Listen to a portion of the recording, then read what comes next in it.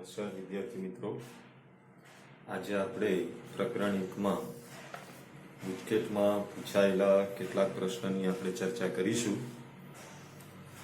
જેમાં પહેલો પ્રશ્ન હું રીડ કરું છું. એક વિદ્યુત ડાયપોલને અસમાન વિદ્યુત ક્ષેત્રમાં એવી રીતે મૂકવામાં આવે કે જેથી વેક્ટર P અને વેક્ટર E વચ્ચેનો ખૂણો 0 ડિગ્રી કે 180 ડિગ્રી ન હોય. આથી તેના પર શું અસર થશે? એટલે કે આપણે અસમાન વિદ્યુત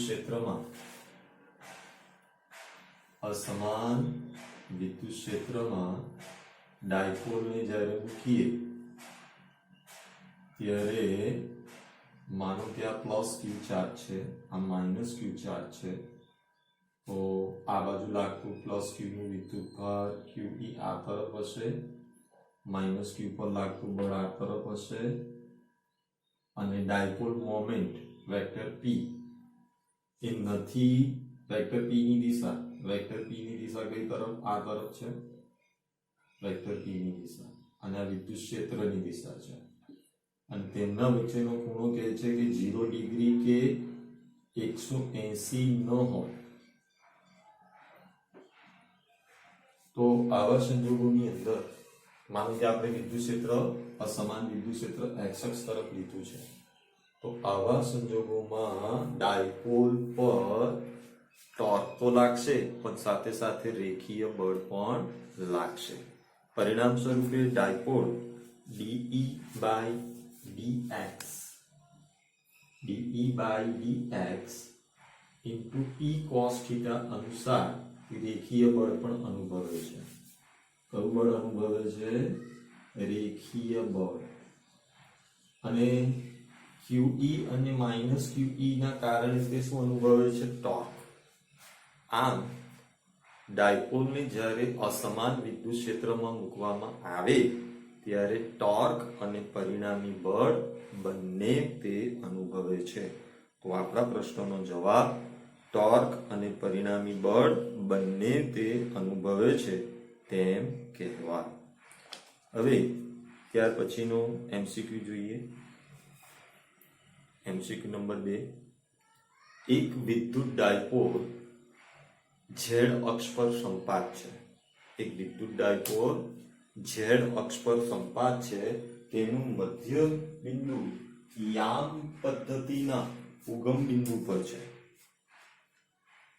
ઉગમ બિંદુથી z અંતરે આવેલા અક્ષીય બિંદુએ તીવ્રતા વેક્ટર Ez અને ઉગમ બિંદુથી વિષુરેખા પર y અંતરે આવેલા બિંદુએ ક્ષેત્રની તીવ્રતા Ey હોય તો Ez upon Ey ના મૂલ્યનો ગુણોત્તર ખાલી જગ્યા થાય. એટલે કે અહીંયા કહેવાનો મારો ભાવાર્થ એવો છે કે અક્ષીય વિદ્યુત ક્ષેત્ર, અક્ષ પરના બિંદુએ વિદ્યુત ક્ષેત્ર અને વિષુરેખીય બિંદુ પરના વિદ્યુત ક્ષેત્રનો આપણે અહીંયા શું કરવાનું છે? ગુણોત્તર કરવાનો છે. તો હવે અક્ષીય બિંદુ પરનું વિદ્યુત ક્ષેત્ર MCQ નંબર 1 છે. MCQ નંબર 2, તો અક્ષીય બિંદુ વેક્ટર Ez ના અનંત અંતરે મળતું વિદ્યુત ક્ષેત્ર આપણે જાણી ગયા છે કે 2kb upon r3 into p caret. શું છે સૂત્ર? 2kb upon r3 into p caret. આ અક્ષ પરના બિંદુએ મળતું વિદ્યુત ક્ષેત્ર છે. એવી રીતે વિષુરેખીય બિંદુ પર મળતું વિદ્યુત ક્ષેત્ર શું હતું? kp upon r3 into p caret. હવે કે છે આ બંનેના મૂલ્યનો ગુણોત્તર ખાલી જગ્યા થાય. તો હવે આ બંનેના મૂલ્યનો આપણે શું કરીશું? ગુણોત્તર કરીએ. તો મૂલ્ય એટલે હવે આપણે સમજી ગયા કે તેને માનાંકમાં લેવો પડશે. આને પણ આપણે માનાંકમાં લેવો પડશે. હવે માનાંકમાં લઈ પછી ઉપરવાળી બધી કિંમતો મૂકી દઈએ તો 2kp upon r3. આ તો એકમ સદિશ છે, એકમ સદિશનું મૂલ્ય એક એકમ થાય. માનાંકમાં લઈ લીધા છે એટલે માઇનસ પણ પ્લસ થઈ જશે, એટલે kp upon r3. તો આ બંને કેન્સલ આઉટ થઈ જાય, તો જવાબ શું રહેશે? 2. એટલે કે અક્ષીય વિદ્યુત ક્ષેત્ર અને વિષુરેખા પરના બિંદુએ મળતા વિદ્યુત ક્ષેત્રનો ગુણોત્તર કેટલો આવ્યો? 2 આવ્યો. ઓકે, તો આ ખાસ ધ્યાન રાખવા જેવી વાત છે. માત્ર આપણને બે સૂત્ર યાદ હોય તો આપણું કામ ઈઝીલી થઈ જાય. ફક્ત આપણને સૂત્ર યાદ હોવા જોઈએ. જો સૂત્ર યાદ ન હોય તો આપણો મેળ ના પડે. હવે એમસીક્યુ નંબર 3 તરફ આપણે આગળ વધીએ. તો એમસીક્યુ નંબર 3 ની હું રકમ વાંચું છું. 2 બિંદુવત વિદ્યુત ભારો વચ્ચેનું વિદ્યુત બળ, 2 બિંદુવત વિદ્યુત ભારો વચ્ચેનું વિદ્યુત બળ 200 ન્યૂટન છે. કોઈ એક વિદ્યુત ભારનું મૂલ્ય 10% વધારવામાં આવે. માનો કે Q1 જે છે એમાં 10% વધારો કરવામાં આવે અને બીજા વિદ્યુત ભારનું મૂલ્ય 10% ઘટાડવામાં આવે. એટલે એક Q1 નું મૂલ્યમાં 10% વધારો અને Q2 ના મૂલ્યમાં 10% નો ઘટાડો કરવામાં આવે તો તેટલા જ અંતરે રહેલા બંને વિદ્યુત ભારો વચ્ચેનું વિદ્યુત બળ કેટલું? તો જ્યારે વિદ્યુત ભાર Q1 અને Q2 હતા અને આપેલું અંતર R હતું ત્યારે લાગતું બળ 200 ન્યૂટન આપ્યું છે. હવે આપણને એમ કહે છે કે Q1 ની અંદર 10% નો વધારો કરો અને Q2 માં 10% નો ઘટાડો કરો. અંતર એ જ રાખવાનું છે. તો ઉદ્ભવતું પરિણામી બળ કેટલું હશે એ આપણે શોધવાનું છે. તો Q1 અને Q2 ને R અંતરે રાખતા માનો કે વિદ્યુત ભાર Q1 અને આ વિદ્યુત ભાર Q2 અને એમને કેટલા અંતરે રાખીએ છે? R અંતરે. ત્યારે કુલમ્બના નિયમ અનુસાર લાગતું બળ કેટલું થશે? F બરાબર K Q1 Q2 upon R². હવે નવા વિદ્યુત ભારની અંદર આપણે એમ કરી રહ્યા છે કે Q1 માં 10% નો વધારો કરીએ છીએ અને Q2 માં આપણે 10% નો ઘટાડો કરીએ છીએ. એટલે હવે આપણને શું મળશે? હવે Q1 dash બરાબર Q1 પ્લસ Q1 ના 10%, કારણ કે વધારો કરી રહ્યા છે. Q1 ના 10% માટે હવે આપણે Q1 ના 10% કરીએ તો આપણને આન્સર શું મળશે? એટલે કે 0.1 10% એટલે શું થશે? 0.1 Q1 થશે. ચાલો સાદું રૂપ આપીને સમજાવો. માટે Q1 છેદમાં 10/100 Q1 બરાબર Q1 0.1 Q1. હવે Q1 કોમન કાઢ્યો તો Q1 કોમન કાઢીએ તો 1 પ્લસ 0.1 રહે. માટે 1 પ્લસ 0.1 એટલે શું? 1.1 Q1. તો Q1 ડેશ ની વેલ્યુ કેટલી આવી? Q1 ડેશ ની વેલ્યુ આવી 1.1 Q1, કારણ કે આપણે એમાં 10% નો વધારો કર્યો એટલે આપણે Q1 ના 10% અંદર ઉમેરવા પડે. હવે તમે સમજી ગયા હશો કે Q2 ડેશ માં આપણે Q2 માંથી 10% નો શું કરી રહ્યા છે? ઘટાડો. તેથી હવે આપણે બાદબાકી કરીને મેળવી શકીએ કે Q2 ડેશ બરાબર Q2 માઈનસ Q2 ના 10%. તો Q2 ના 10% એટલે હવે તો હું ડાયરેક્ટ લખી શકું ને ભાઈ 0.1 Q2.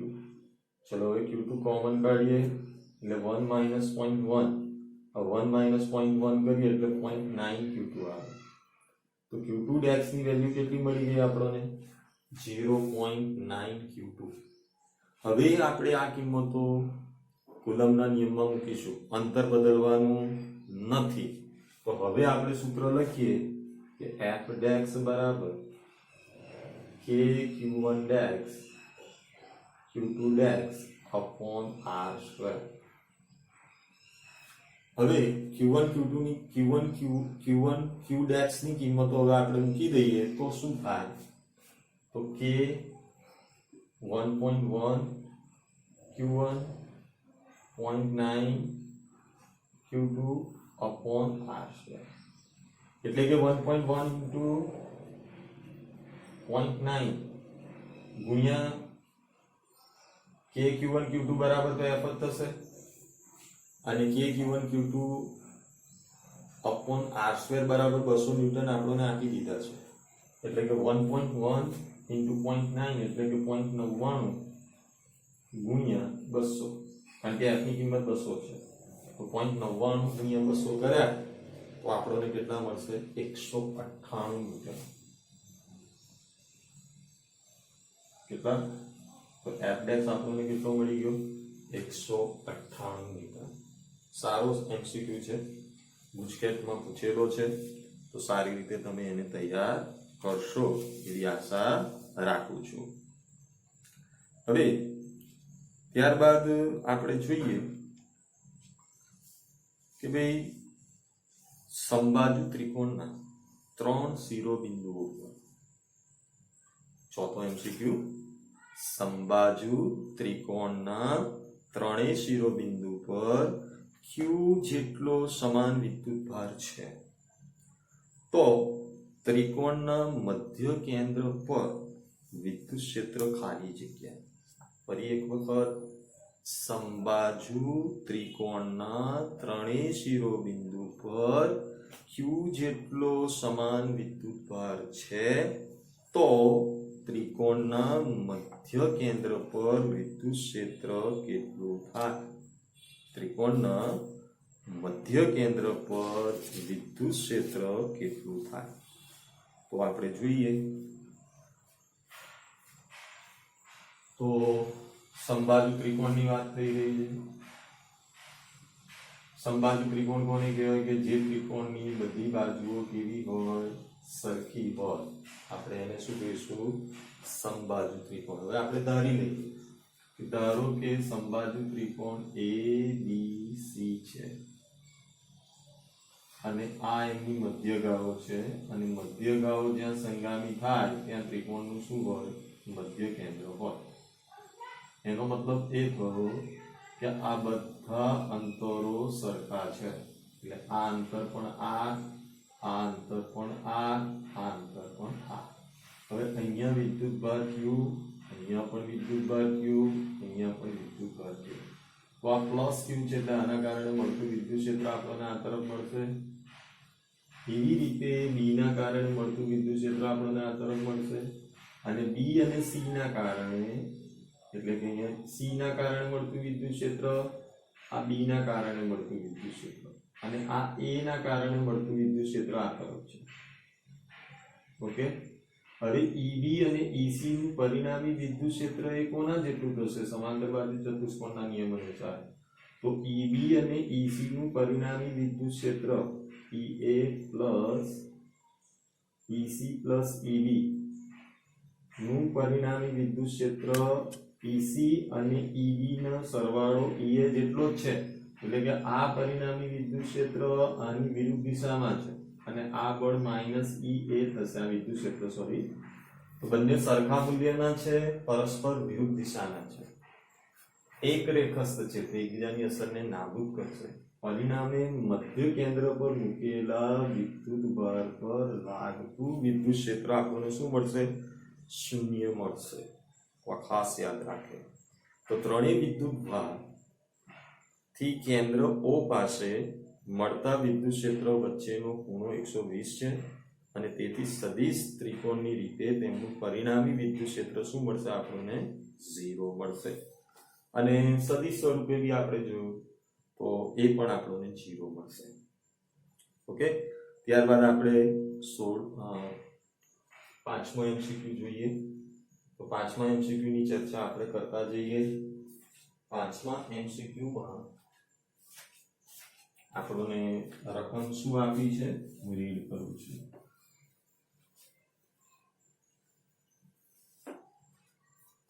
5મો એમસીક્યુ Q1 અને Q2 વિદ્યુતભાર ધરાવતા Q1 અને Q2 વિદ્યુતભાર ધરાવતા પ્રત્યેક m દ્રવ્યમાન ધરાવતા એકબીજાથી સ્મોલ એ અંતરે રહેલા છે. Q1 અને Q2 વિદ્યુતભાર ધરાવતા પ્રત્યેક n દ્રવ્યમાન ધરાવતા એકબીજાથી સ્મોલ એ અંતરે રહેલા બે બિંદુવત કણોને ગુરુત્વાકર્ષણ મુક્ત અવકાશમાં સ્થિર સ્થિતિમાંથી મુક્ત કરવામાં તો તેમની મહત્તમ ઝડપ કેટલી હશે? તો તેમની મહત્તમ ઝડપ કેટલી હશે?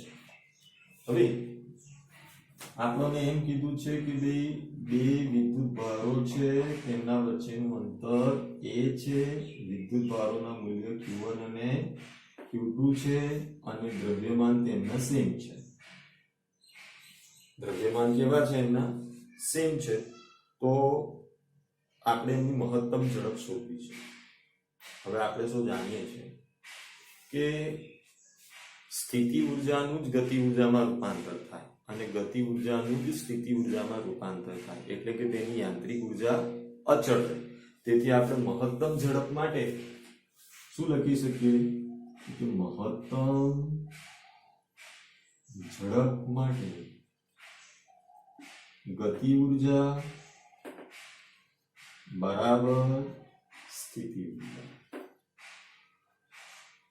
હવે અહીંયા વિદ્યુત ભારોની છે, સ્થિતિ ઉર્જા પછી mgh ના લખતા કે 1/2 kx² ના લખતા, કારણ કે સ્પ્રિંગની અને n દળના પદાર્થની છે. અહીંયા આપણે વિદ્યુત ભારોની વાતો કરી રહ્યા છીએ. ગતિ ઉર્જાનું સૂત્ર આપણને ખબર છે 1/2 mg², અને વિદ્યુત સ્થિતિ ઉર્જાનું સૂત્ર છે k q1 q2 r². હવે એની મહત્તમ ઝડપ આપણે શોધવી છે. તો ઝડપ એટલે v, એટલે v ને સૂત્રનો કરતા આપણે કરવો પડશે. માટે v² બરાબર 2k q1 q2 r²/n.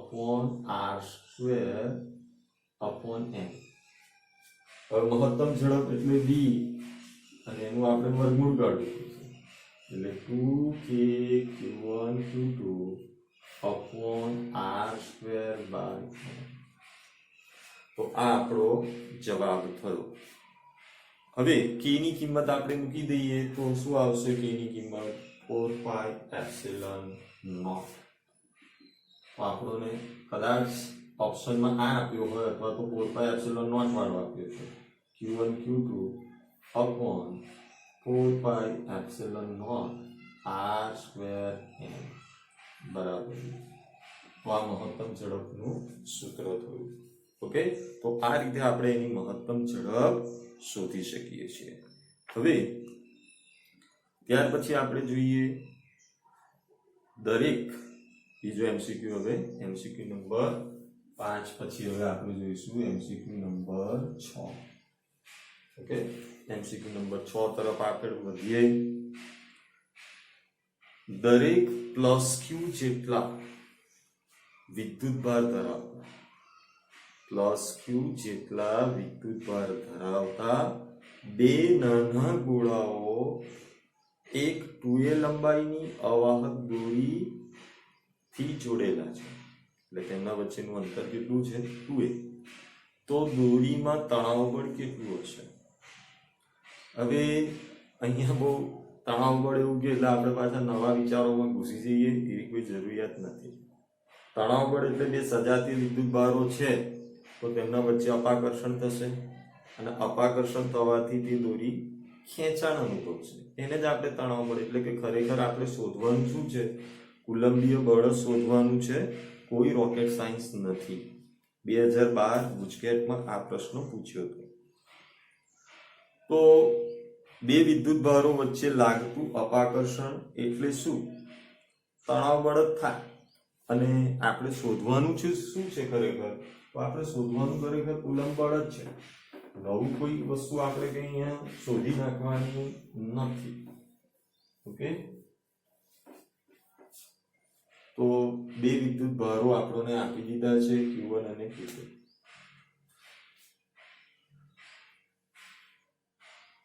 Q1 અને Q2 બંને નાના ગોળાઓ છે અને નાના ગોળાઓ પર અને તેમના વચ્ચેનું અંતર 2a છે. હવે સજાતીય વિદ્યુતભારો છે સજાતીય વિદ્યુત ભારોના કારણે અપાકર્ષી વિદ્યુત બળ લાગે અને આ અપાકર્ષી વિદ્યુત બળ એ જ આપણું તણાવ બળ છે,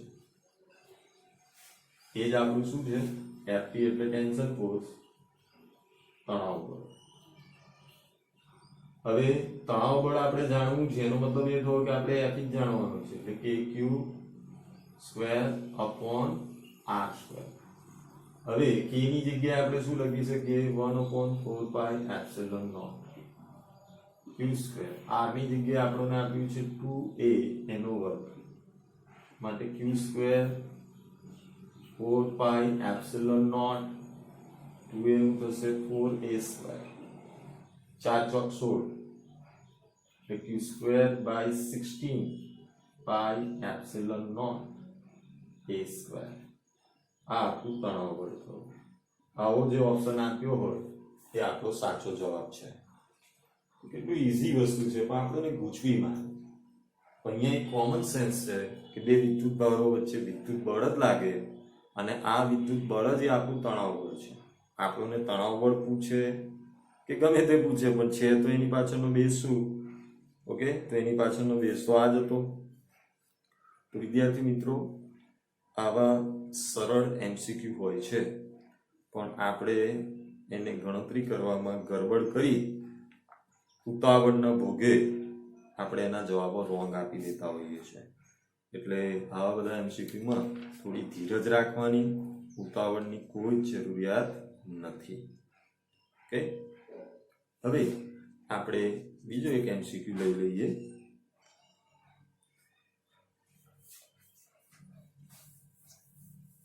એમસીક્યુ નંબર 7 તરફ આપણે આગળ જઈએ.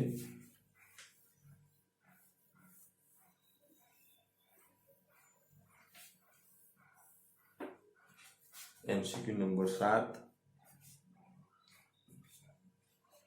+16 માઇક્રોકુલમ અને -9 માઇક્રોકુલમના બે બિંદુવત વિદ્યુત ભારો હવામાં એકબીજાથી 10 સેમી અંતરે રાખેલા છે.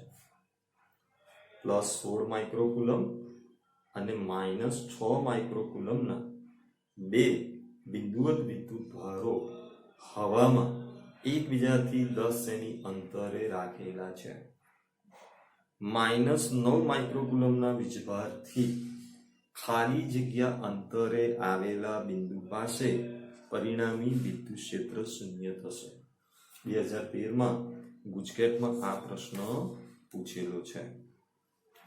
હવે વિદ્યુત ક્ષેત્ર શૂન્ય ક્યારે થાય? જ્યારે બંને વિદ્યુત ક્ષેત્ર સરખા મૂલ્યના હોય અને પરસ્પર વિરુદ્ધ હોય, તો જ પરિણામી બળ, પરિણામી વિદ્યુત ક્ષેત્ર શૂન્ય થાય.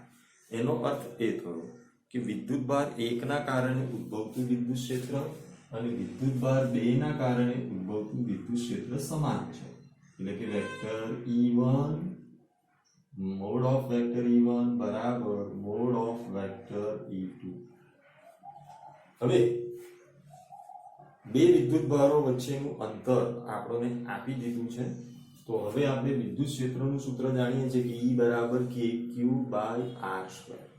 E બરાબર kq/r². તો વિદ્યુત ક્ષેત્ર 1 માટે આપણે લખીએ kq1. હવે એમાં આપણે x + tan કરીએ હોલ સ્ક્વેર અને આ બાજુ આપણે કરીશું kq2 અપોન અંતર x². ચલો k કેન્સલ થઈ ગઈ. હવે તો કઈ નહીં, સાદું રૂપ આપવાનું છે એટલે એક તરફ આપણે q1/q2 કરી દઈએ. તો આ બાજુ શું થશે? x + tan x²/x². આ રીતનું થશે. હવે q1 અને q2 ની વેલ્યુ આપણને આપી દીધી છે. q1 આપણને 16 માઇક્રોકુલમ આપ્યો છે અને q2 આપણને -9 માઇક્રોકુલમ, પણ આપણે મોડ કરી દીધો છે એટલે ઋણ નિશાનીને ધ્યાનમાં લેવાની નથી. એટલે અહીંયા આવશે 16 માઇક્રોકુલમ છે પણ નીચે બી માઇક્રોકુલમ છે તો ગાતો લખવાની જરૂરિયાત નથી કારણ કે બંને કેન્સલ થઈ જશે. એટલે 16/9 x + tan whole square upon x square. હવે ક્રોસ ગુણાકાર કરો એટલે 16x square plus 9x square plus 20x plus 100. હવે કહેશો આ શું કર્યું છે? તો આપણે વિસ્તરણ કર્યું છે, અને વિસ્તરણ ના કરવું હોય તો પણ ચાલશે. આ વિસ્તરણ આપણે ના કરીએ તો પણ ચાલશે, કારણ કે બંને બાજુ પૂર્ણ વર્ગ સંખ્યાઓ છે એટલે આપણે વર્ગમૂળ કાઢી લઈએ તો વધારે ઈઝી થઈ જશે. ચલો વર્ગમૂળ કાઢો. શું આવશે આ બાજુ? 4x, અહીંયા આવશે 3 ઇન બ્રેકેટ x પ્લસ 10 લખાય, માટે 3x પ્લસ 30 બરાબર 4x. હવે આ 3x ને આ બાજુ લઈ જાઓ એટલે 4x માઇનસ 3x બરાબર 30, માટે x બરાબર કેટલો આવશે? 30. ઓકે, એટલે x ની વેલ્યુ આપણને કેટલી મળી ગઈ? 30 સેન્ટીમીટર. તો આટલા અંતરે બંને વિદ્યુત ક્ષેત્ર સરખા થઈ જશે, પરસ્પર વિરુદ્ધ થઈ જશે અને એકબીજાની અસરને નાબૂદ કરી દેશે. ઓકે, ત્યારબાદ હવે આપણે 8મા MCQ તરફ આગળ વધીએ. સમાન ત્રિજ્યા અને સમાન દળ ધરાવતા, સમાન ત્રિજ્યા અને સમાન દળ ધરાવતા બે ગોળાઓ સમાન લંબાઈની દોરીઓ વડે એવી રીતે લટકાવવામાં આવ્યા છે કે જેથી તેમની સપાટીઓ એકબીજાને સ્પર્શે.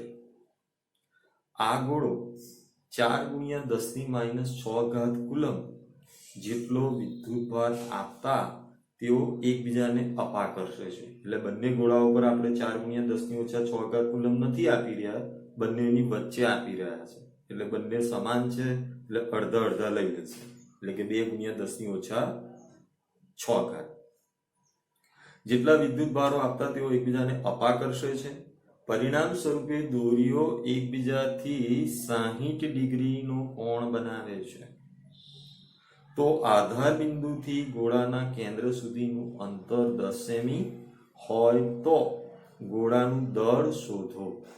k બરાબર 9 × 10⁹ SI લો અને g બરાબર 10 મીટર સેકન્ડ ઇન્વર્સ લો. 2014માં ગુજકેટમાં આ પ્રશ્ન પૂછ્યો હતો.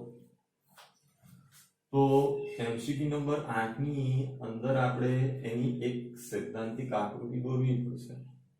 તો બે ગોળાઓ સેમ આઇડેન્ટિકલ છે અને સેમ આઇડેન્ટિકલ ગોળાઓ પર જ્યારે આપણે 4 × 10⁻⁶ કુલમ, એટલે પ્રત્યેક ગોળા પર કેટલો રહેશે? 2 × 10⁻⁶ કુલમ વિદ્યુતભાર. આના પર બી 2 × 10⁻⁶.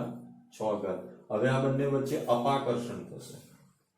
આ બંને વચ્ચે શું થશે? કારણ કે સજાતીય વિદ્યુતભારો છે એટલે અપાકર્ષણ થશે. અહીંયા દોરી પર ઉદ્ભવતું આ શું છે? તણાવ બળ. આ તરફ ગોળા પર લાગતું વજન બળ mg છે અને અપાકર્ષી વિદ્યુત બળ Fe આ તરફ છે. હવે તણાવ બળના બે ઘટક થશે, એક T cos θ અને એક થશે T sin θ. ઓકે, હવે mg બરાબર આપણને શું મળી રહ્યું છે? તો mg બરાબર આપણને મળી રહ્યું છે T cos θ અને Fe બરાબર આપણને શું મળી રહ્યું છે? T sin θ. હવે આપણે Fe/mg કરી દઈએ. તો Fe/mg કરીએ તો શું થશે? તો Fe/mg કરીશું તો T sin θ છેદમાં T cos θ. તો T કેન્સલ, sin θ છેદમાં cos θ બરાબર શું લખાય? tan θ લખાય. હવે આ બે વચ્ચેનું અંતર માની લો કે x. ઓકે, તો હવે આપણે Fe બરાબર kq/x² લખી શકીએ અને એમાંથી હવે m ને સૂત્રનો કરતા કરીશું. એટલે m બરાબર શું થશે? Fe/g tan θ. હવે Fe ની કિંમત આપણે મૂકી દઈશું. Fe ની આપણે કિંમત મૂકીશું તો kq²/x² થશે. એટલે હવે આપણે અહીંયા લખી દઈએ kq²/x² g tan θ.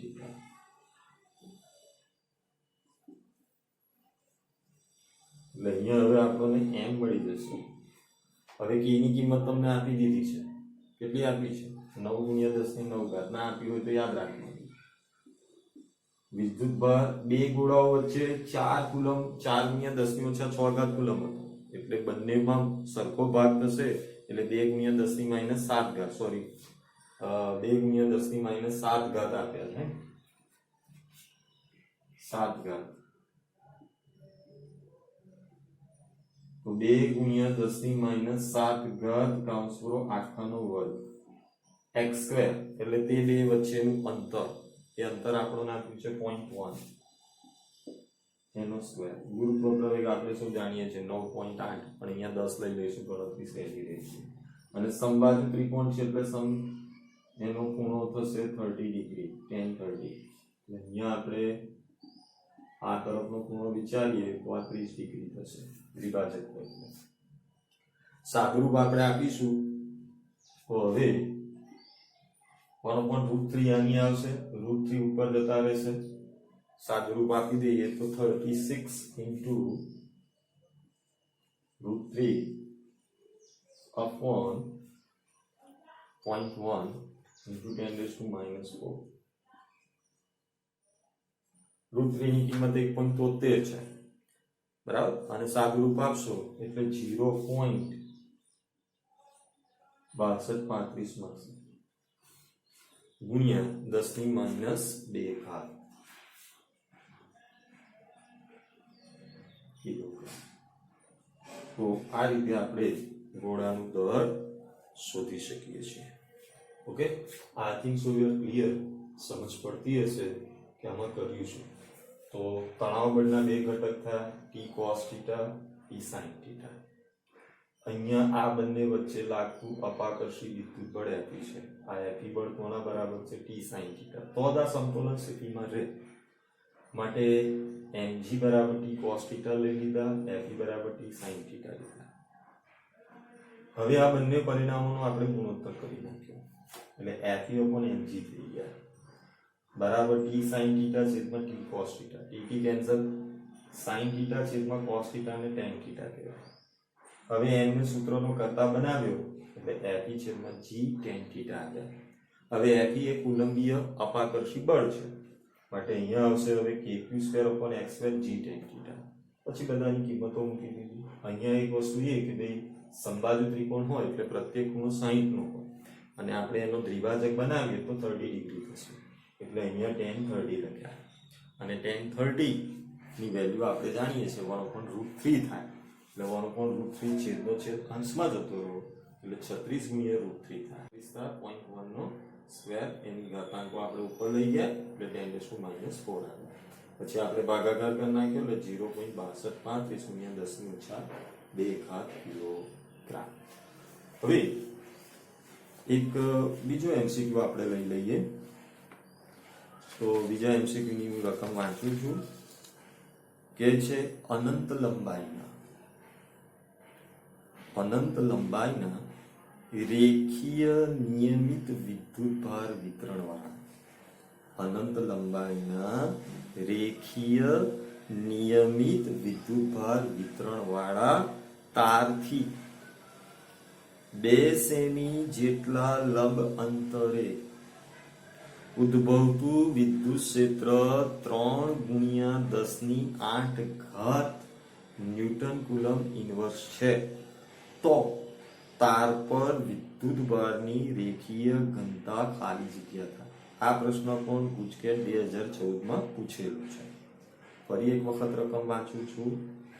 અનંત લંબાઈના સુરેખીય નિયમિત વિદ્યુતભાર વિતરણ વાળા તારથી 2 સેન્ટીમીટર જેટલા લંબ અંતરે ઉદ્ભવતું વિદ્યુત ક્ષેત્ર 3 ગુણ્યા 10⁸ ઘાત ન્યૂટન કુલમ ઇન્વર્સ છે, તો તાર પર વિદ્યુત ભારની રેખીય ઘનતા કેટલી? તો હવે અનંત લંબાઈના તારના કારણે મળતું વિદ્યુત ક્ષેત્રનું સૂત્ર આપણા મગજમાં હોવું જોઈએ. ગાઉસના નિયમમાં ઉપયોગિતામાં છેલ્લો મુદ્દો હતો, એ આપણને યાદ હોય તો આપણે એની ગણતરી કરી શકીએ. યાદ ન હોય તો યાદ કરી લેજો. બીજું તો શું કહું તમને.